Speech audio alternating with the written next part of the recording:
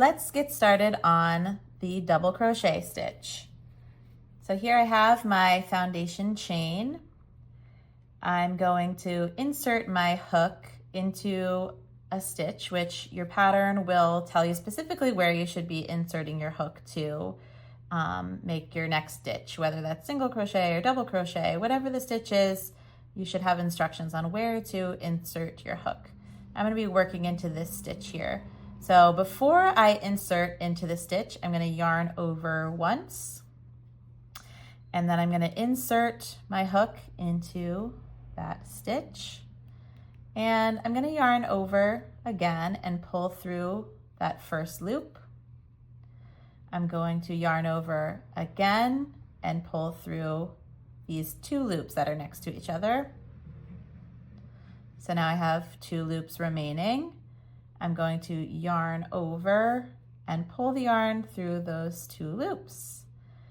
So now I'm going to do the same thing in my next stitch. Before I insert my hook, my first step is to yarn over and then insert my hook into the stitch. Going to yarn over again, pull through the first loop, yarn over and pull through two loops, and then yarn over and pull through the remaining two loops. And again, I'm going to yarn over,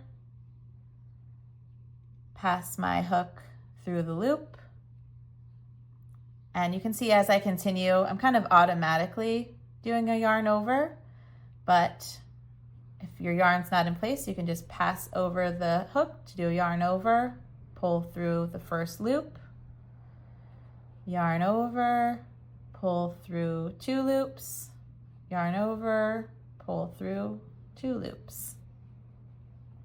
And I will continue.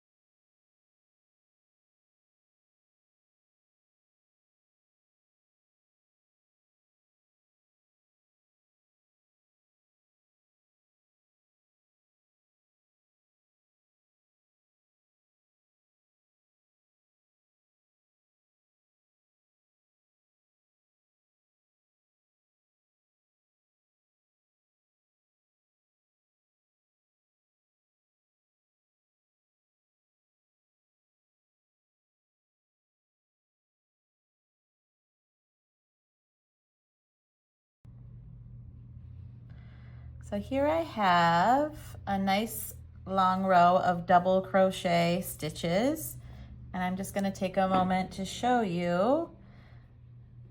This was my row of single crochet.